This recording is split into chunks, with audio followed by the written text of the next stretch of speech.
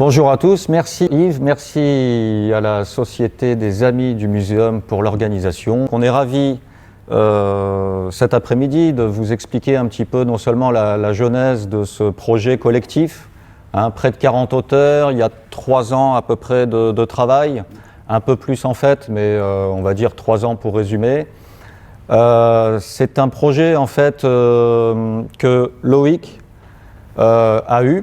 Au tout début, c'est de sa faute en fait, parce que Loïc étant rédacteur en chef adjoint de la Revue pour la Science, il œuvre aussi dans des chroniques entre art et science. En fait, il a des articles mensuels où il décortique soit des tableaux, soit des sculptures, enfin toutes sortes d'art pour parler de science.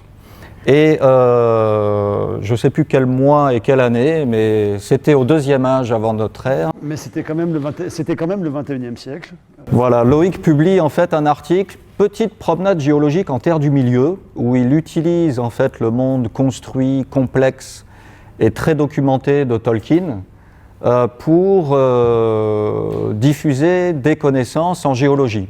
En fait, il se base aussi sur quelques articles de collègues tectoniciens, géologues, de spécialistes en fait en géosciences, qui se sont eux aussi amusés à partir de l'œuvre de Tolkien, aussi bien écrite que dessinée, puisque Tolkien était un auteur, était un philologue aussi, universitaire, un spécialiste des mythes, spécialiste aussi des langues. Dans son œuvre, il invente plusieurs langues. On a quelques spécialistes de l'elfique d'ailleurs dans la salle. Et donc il se base en fait sur ces données, si je puis dire, qui sont presque des données scientifiques, pour construire son monde et écrire ses arcs narratifs, en commençant bien sûr par Bilbo le Hobbit, 1937 si je me souviens bien, et puis son éditeur lui dit « Écoute, ça serait vraiment bien que tu déroules des bobines et que tu fasses soit des préquels, soit des suites », et ça a donné en fait Le Seigneur des Anneaux, 3 tomes, de 1954 à 55. Donc on est au siècle dernier, et cet auteur-là se plonge vraiment dans ce qu'on appelle, pour utiliser l'anglicisme classique, l'heroic fantasy ou le médiéval fantastique, invente un monde qui est presque maintenant devenu une sorte de mythologie moderne en fait, et nous propose un univers donc très finalement assez construit. Et sur ces bases-là, on s'est finalement amusé à chacun parler de nos sciences respectives, nos disciplines respectives. Alors Loïc a publié cet article sur promenade géologique en terre du milieu, pendant que j'étais en train de rédiger un autre article pour une autre revue qui s'appelle la revue Espèces, que certains je pense connaissent, sur une sorte d'anatomie comparée des hobbits, les hobbits étant des personnages emblématiques de l'œuvre de Tolkien, qui sont des humanoïdes de petite taille avec des grands pieds, en fait, des énormes panards. Ils se promènent en fait dans cet univers-là pieds nus. Les pieds en question sont recouverts d'une certaine épaisseur de toison de poils, et ce sont des personnages, encore une fois, assez emblématiques parce qu'ils sont plongés, souvent malgré eux d'ailleurs, dans des aventures incroyables où ils vont rencontrer des dragons, ils vont rentrer dans des guerres improbables, etc. Et donc je m'amusais à faire une étude biomécanique des hobbits, comme si finalement les hobbits en question étaient des humanoïdes fraîchement découverts entre 2 strates géologiques, en essayant de comparer l'agrandissement, l'allongement des pieds avec ce qui est connu dans la réalité chez les autres mammifères, notamment les lagomorphes, c'est-à-dire les lapins en français tout simplement, ou certains rongeurs aussi. Ils ont des pieds, des métatarses en fait très allongés. Et au moment où je rédige en fait cet article-là, je vois dans Pour la Science de la géologie en fait extraite du même monde. Donc je prends mon téléphone, j'appelle Loïc et je lui dis « Écoute, il faudrait qu'on se donne rendez-vous au Poney Fringant, qu'on boive quelques cervoises et puis qu'on réfléchisse peut-être à un numéro spécial, parce que Loïc est aussi le rédacteur en chef des numéros spéciaux ou des hors-séries, je ne sais pas comment on dit, de Pour la Science. Effectivement, mon travail, c'est de m'occuper des hors-séries trimestrielles thématiques du magazine Pour la Science. Et donc, au sortir de cette coïncidence, avec Jean-Sébastien, on se dit, il y a peut-être moyen de monter un hors-série consacré à Tolkien et les sciences. En fait, on se rend très vite compte que 120 pages, le nombre de pages de hors-série, ce sera beaucoup trop court. Et donc on décide finalement d'opter pour un format un peu plus conséquent, genre 400 pages.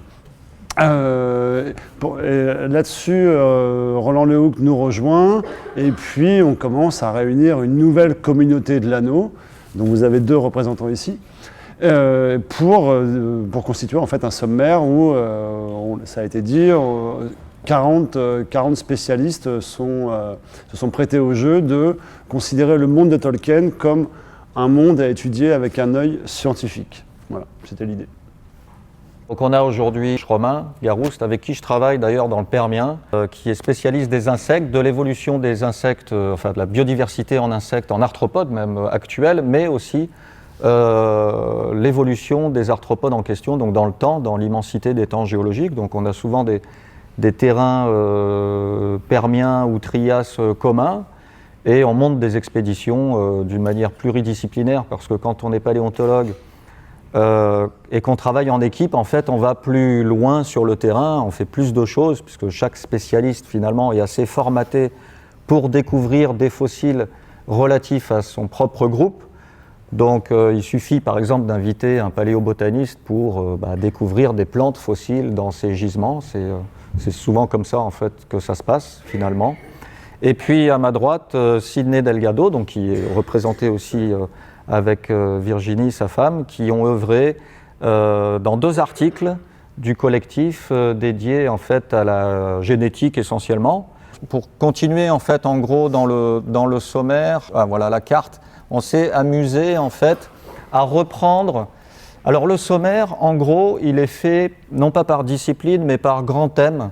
On a traité par exemple des personnages emblématiques. Donc là, il y a pas mal de sciences humaines et sociales, des SHS, avec des collègues sociologues, psychologues. Il y a un psychologue qui s'est penché sur le cas de Gollum, par exemple, et puis d'autres personnages aussi emblématiques, encore une fois. On a aussi traité du bestiaire, évidemment, en tant que naturaliste. On a traité des paysages, donc en termes de géologie, en termes de géomorphologie. On a aussi Stéphane Giner, qui est géomorphologue, ou géomorphologiste, qui est spécialisé en fait dans l'analyse géologique des paysages. Et puis on a aussi des lectures croisées de l'œuvre, puisque Le Seigneur des Anneaux, c'est un scénario complexe, une sorte de quête autour d'un anneau magique qui symbolise un peu beaucoup de choses, y compris la corruption des humains et d'autres espèces ou races entre guillemets inventées par l'auteur Tolkien lui-même. Et donc on s'est amusé en fait à présenter un sommaire d'une manière classique et listée d'articles, et puis de cette manière-là aussi, d'une manière cartographique, en reprenant finalement l'univers géographique de l'œuvre, la Terre du Milieu, où évoluent finalement les personnages, que ce soit dans Bilbo le Hobbit ou Le Seigneur des Anneaux, et on a repris un petit peu les trajets des différents personnages pour planter en fait les disciplines scientifiques. Donc si vous êtes en Mordor, évidemment, vous allez faire beaucoup de volcanologie, parce que le Mordor, c'est un petit peu la région où le seigneur Sauron en fait a élu domicile, et il y a un volcan, il y a une terre complètement dévastée, avec des scories, avec des vapeurs nauséabondes et sulfureuses. On est en plein domaine volcanique. Donc là, le collègue volcanologue de l'université de Clermont-Ferrand s'en est donné évidemment à cœur joie.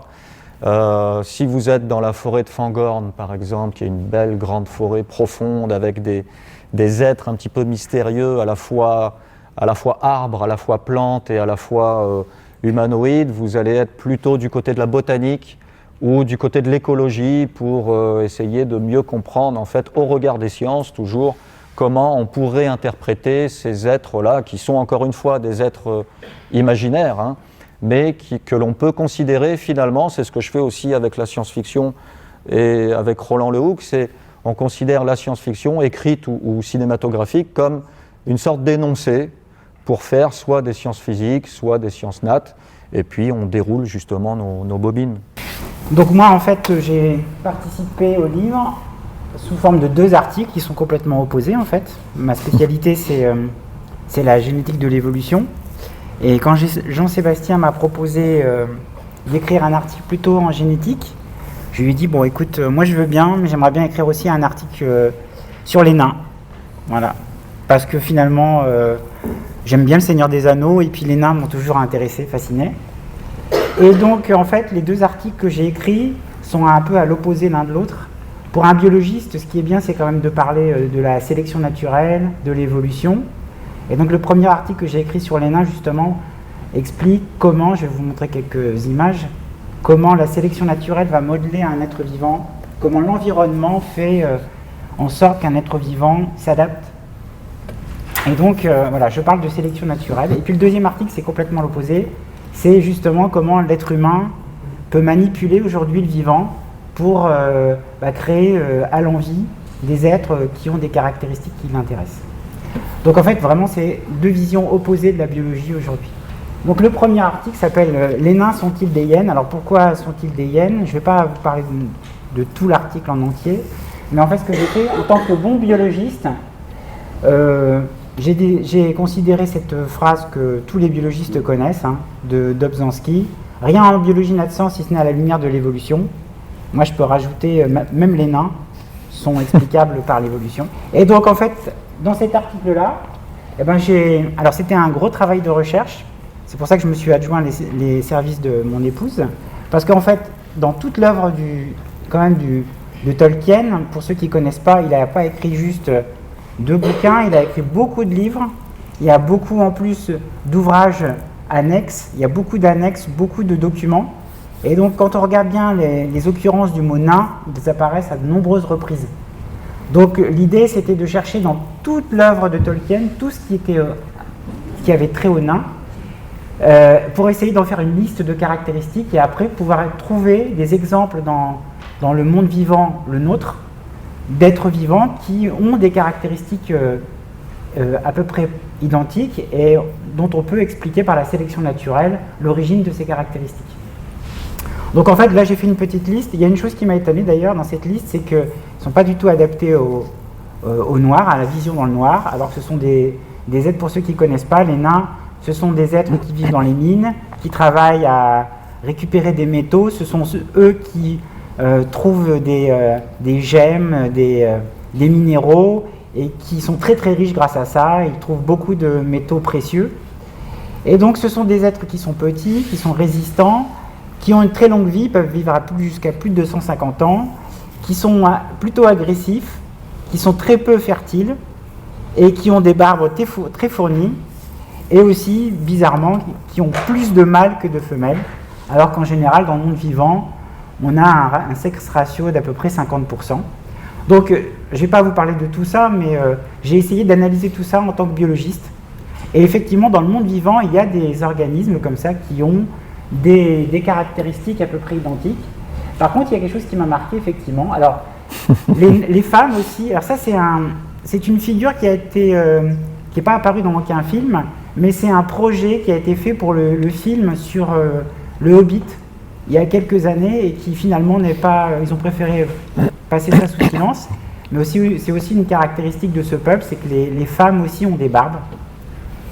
Et donc, je suis parti de là, et en fait, je vous ai dit, je ne vais pas vous décrire tout l'article, si vous voulez, vous pourrez lire, mais il y a quelque chose qui m'a marqué. Quand j'ai regardé un petit peu les êtres vivants qui pouvaient avoir des caractéristiques qui finalement ressemblaient aux nains, je suis tombé sur en fait les hyènes. Pourquoi les hyènes? Les hyènes, ce sont des organismes qui sont très agressifs. Alors vous voyez en bas, ce sont des organismes en plus qui sont... ils peuvent poursuivre des lions. Les lions, en général, ils évitent de se frotter aux hyènes. Vous voyez là, le pauvre lion, il a intérêt à se sauver parce qu'il risque de passer un sale quart d'heure. Ce sont des organismes qui ont des mâchoires très puissantes, qui peuvent broyer des os facilement, qui sont très dangereux. Et donc ce sont des organismes en Afrique qui sont très agressifs, beaucoup plus agressifs que les lions. Parce que chez les lions, il y a toute une hiérarchie. Finalement, quand ils trouvent une proie, eh bien, c'est le chef de meute qui se sert en premier. Et puis après, il y a toute une liste toute une liste de lions et de lionnes qui vont se servir en fonction de leur hiérarchie. Chez les hyènes, c'est premier servi, plus agressif, plus je mange, plus je suis agressif, plus je mange. Donc ça a forgé quelque chose, la sélection naturelle a forgé des organismes qui sont très très agressifs. Et ça a une conséquence, c'est que quand vous regardez là à droite, la photo de droite, en fait c'est une femelle qui est en train de s'occuper d'un de ses petits. Et si vous regardez bien, entre ses jambes, elle a un pénis, cette femelle. Et pendant très longtemps, on a cru d'ailleurs que les hyènes étaient des organismes hermaphrodites. Et en fait, il a fallu qu'on commence à les tuer et les disséquer, donc c'était il y a déjà longtemps, et pour s'apercevoir qu'il y avait bien des mâles et des femelles, mais les femelles avaient des pénis.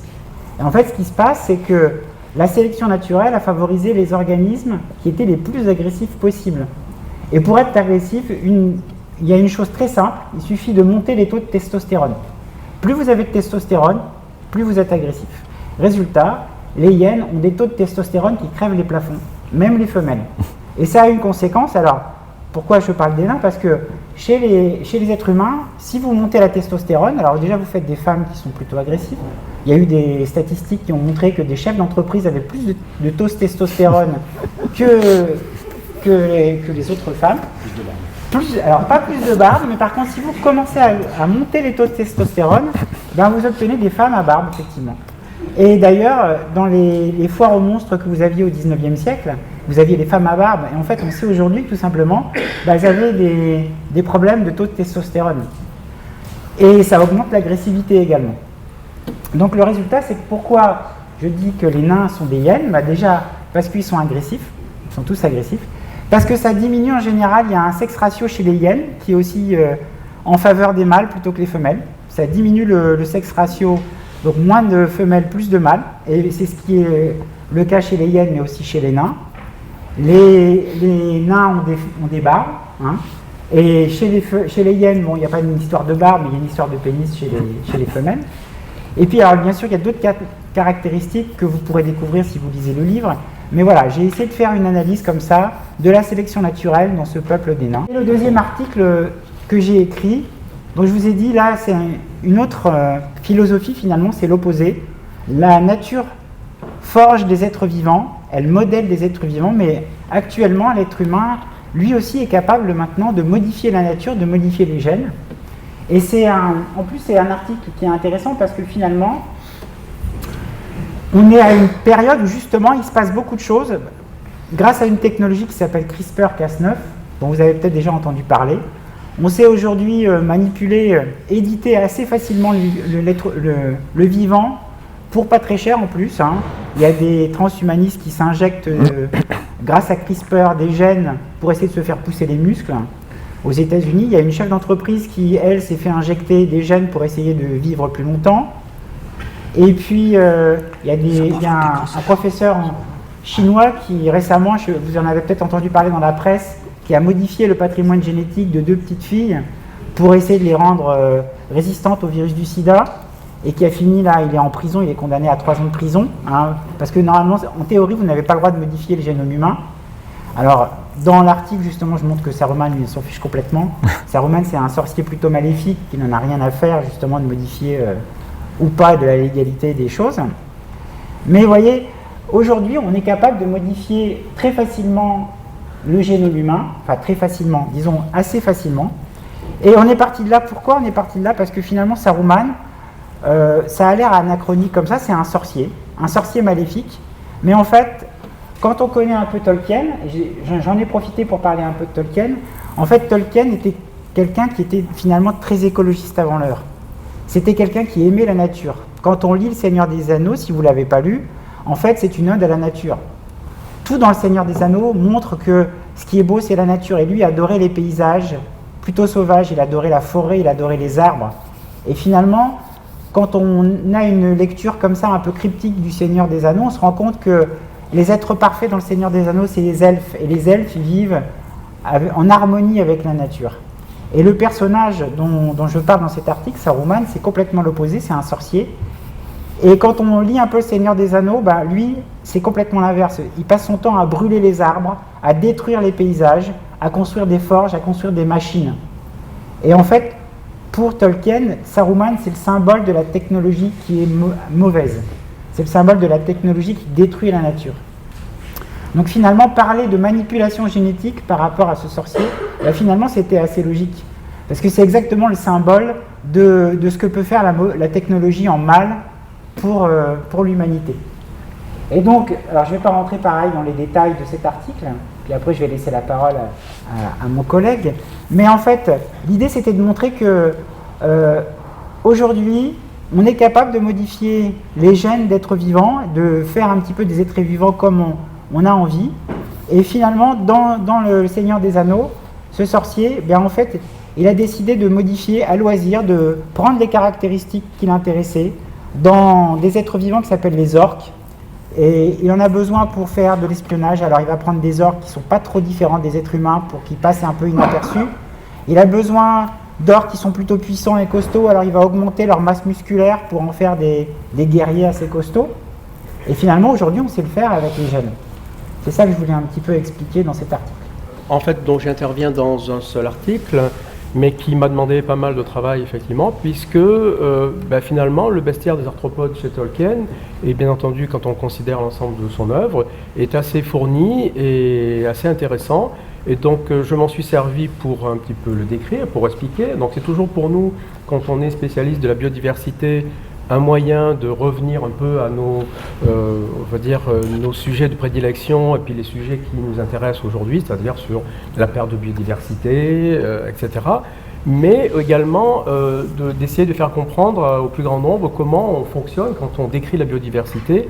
Et justement, je me suis intéressé à essayer de faire comprendre comment ce qu'on appelle la taxonomie, donc la science de la description de la biodiversité, en fait, avait une importance à la fois dans la société pour nous aider à comprendre cette biodiversité et comment des auteurs comme Tolkien pouvaient s'en emparer pour justement un peu,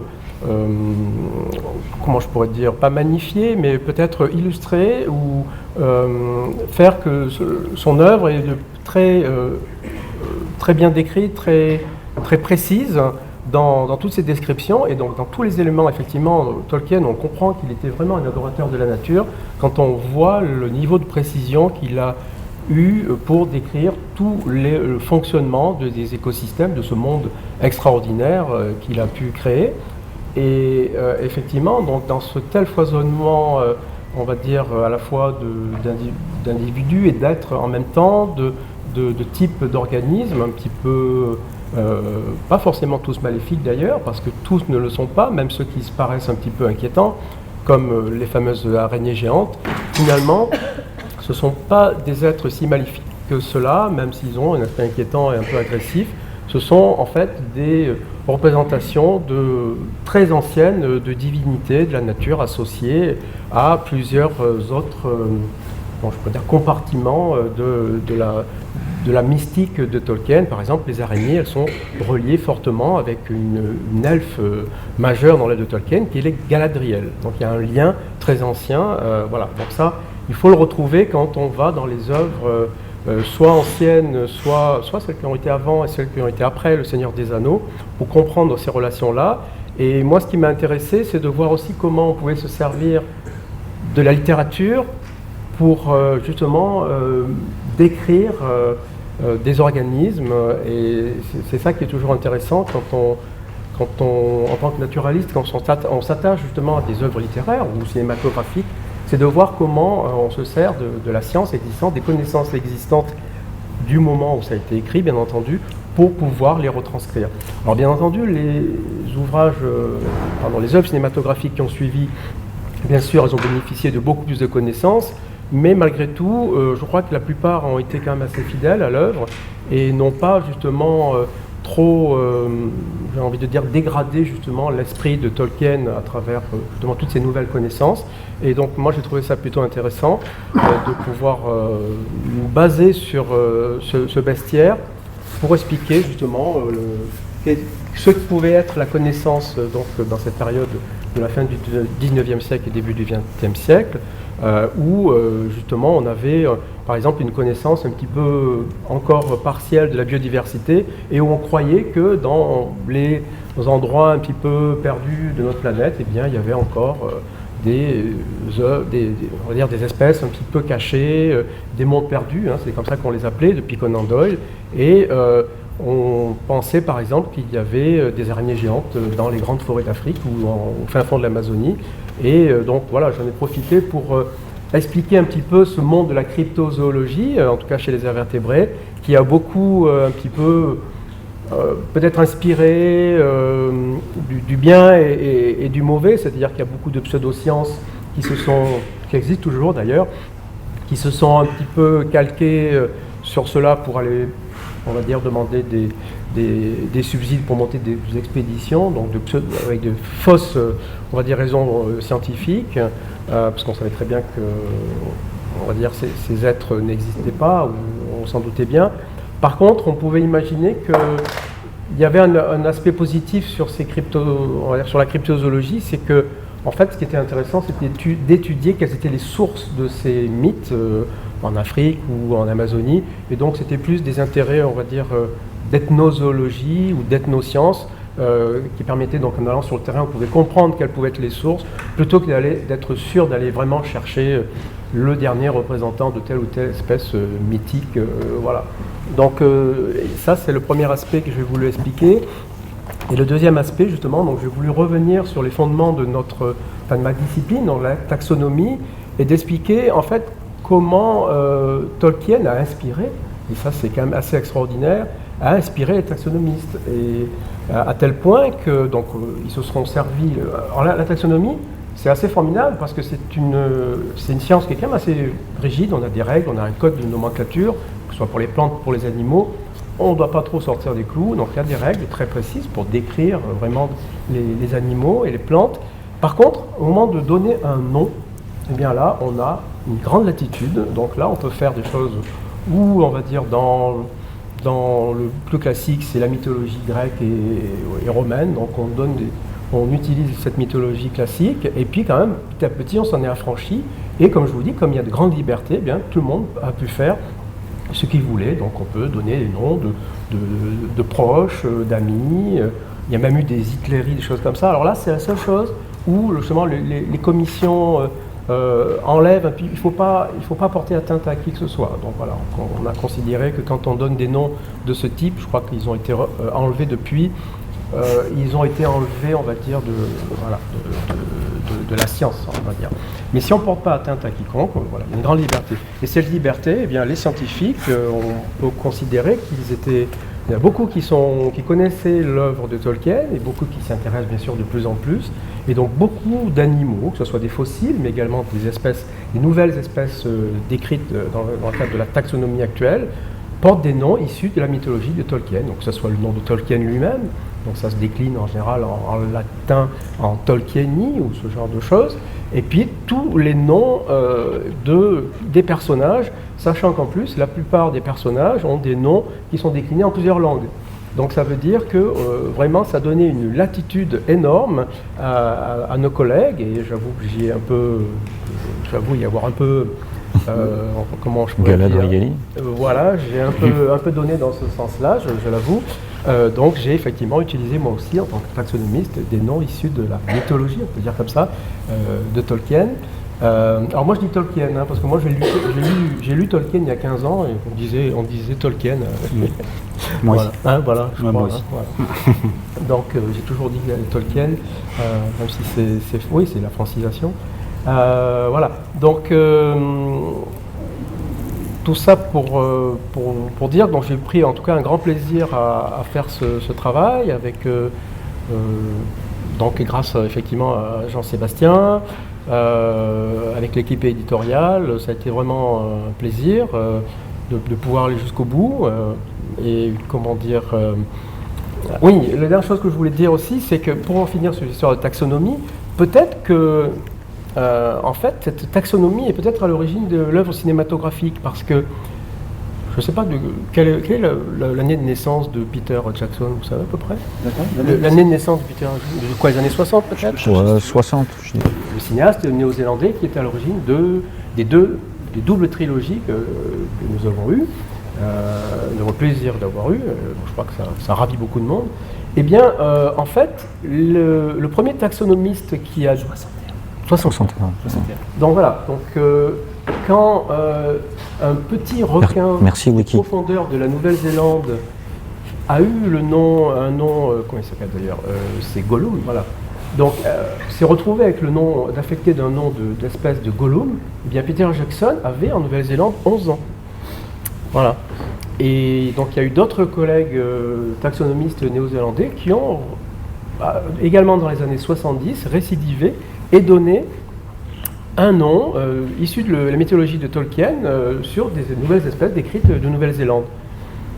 Donc, on va dire que la Nouvelle-Zélande a toujours été un petit peu un focus comme ça sur l'œuvre de Tolkien, et on peut imaginer que c'est pas peut-être que ce n'est pas on va dire vraiment un hasard si c'est un réalisateur néo-zélandais qui a fait le rêve de sa vie, parce que c'était le rêve de sa vie de faire ça,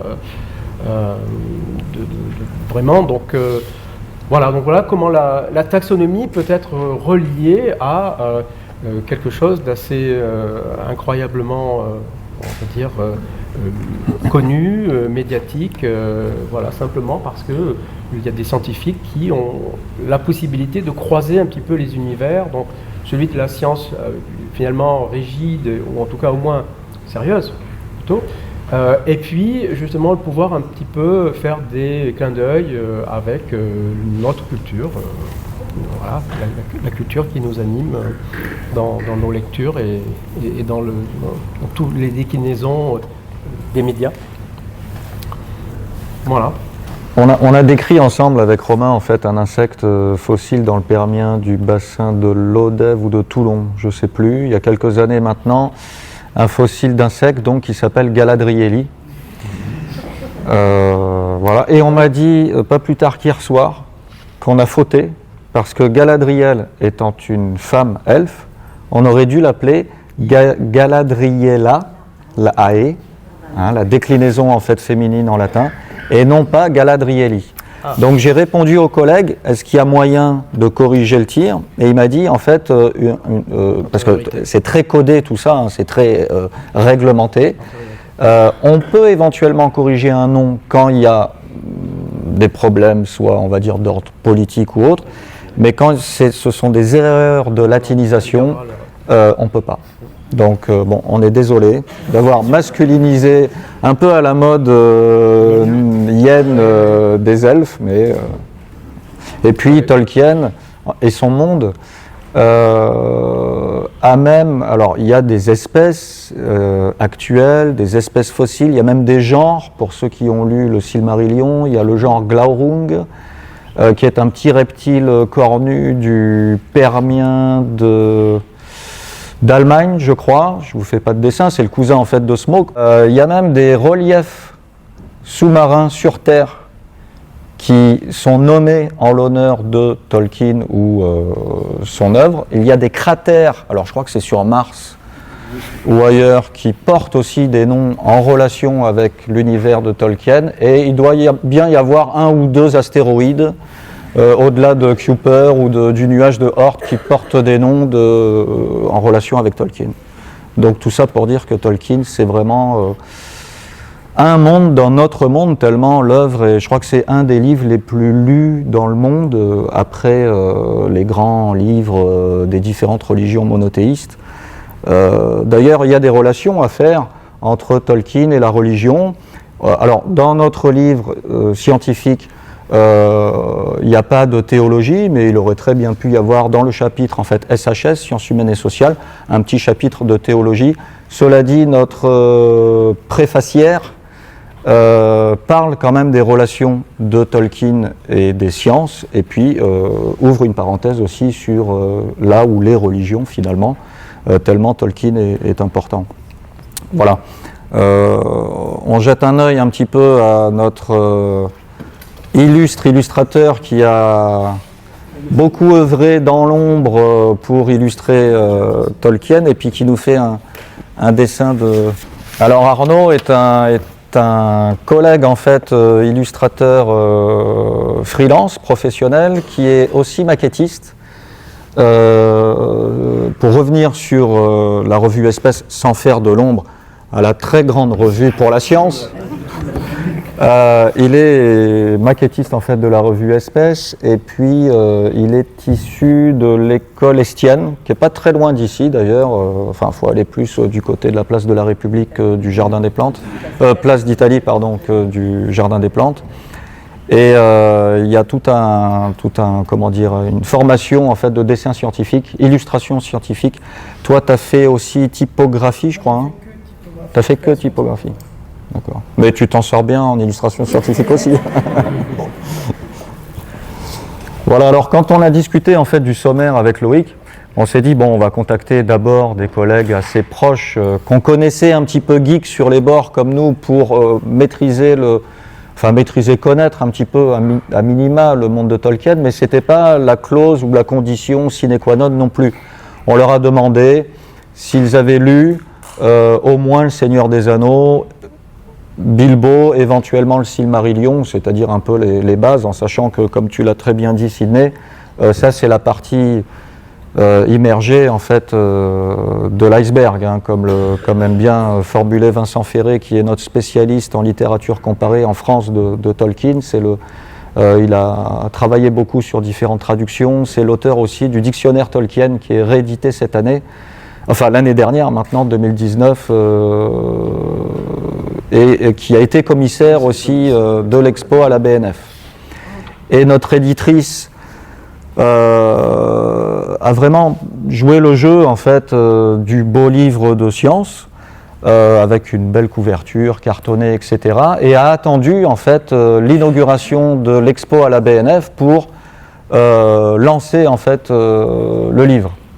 Alors, ça a fait râler certains collègues, pas eux deux, hein, enfin pas eux trois, certains collègues parce que il y avait déjà 3 années, voire 4 années qui se sont écoulées et donc les premiers, peut-être les plus motivés, je ne sais pas, en fonction de leur calendrier aussi, c'est compliqué, commençaient à s'impatienter.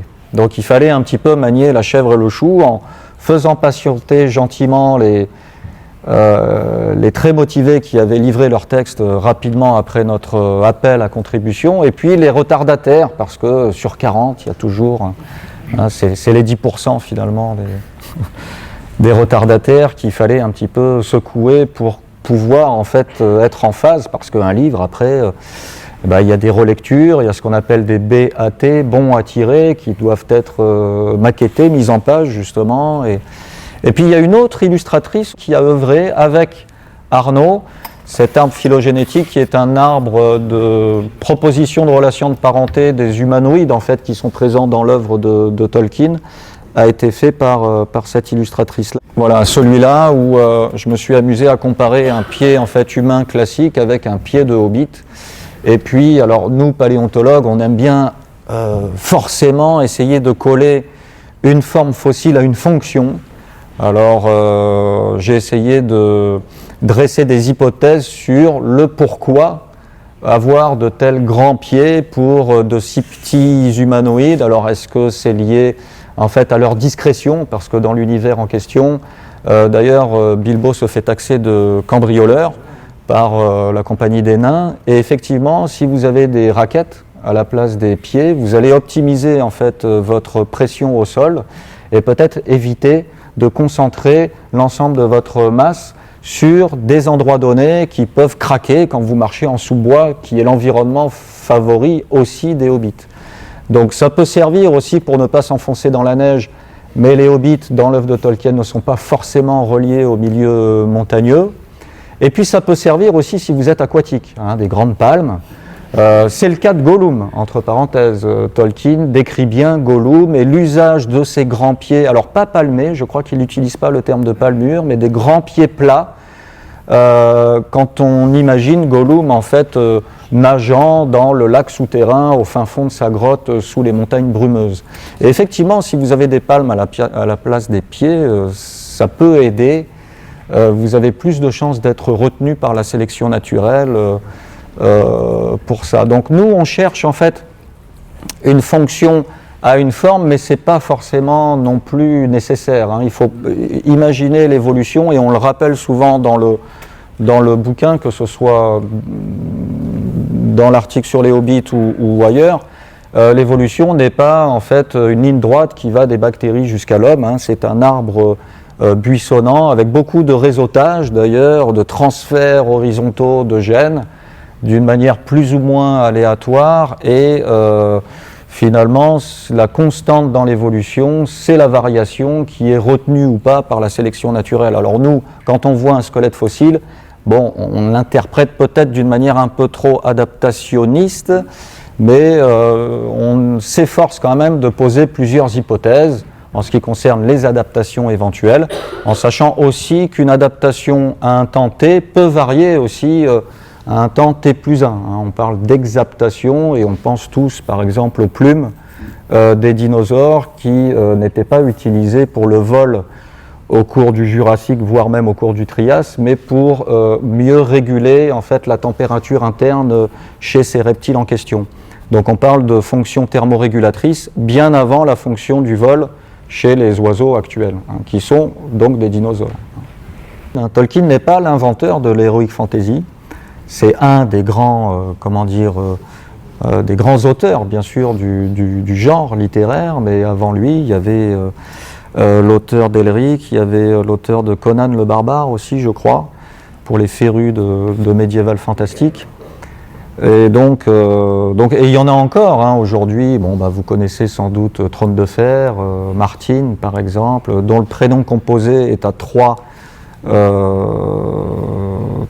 prénoms en fait, c'est intéressant. Et puis ça ne va pas s'arrêter là, bien sûr. Hein. Ce sont des constructions, des mondes construits très complexes qui nous permettent nous en fait finalement de ramener nos sciences ou notre art. Voilà.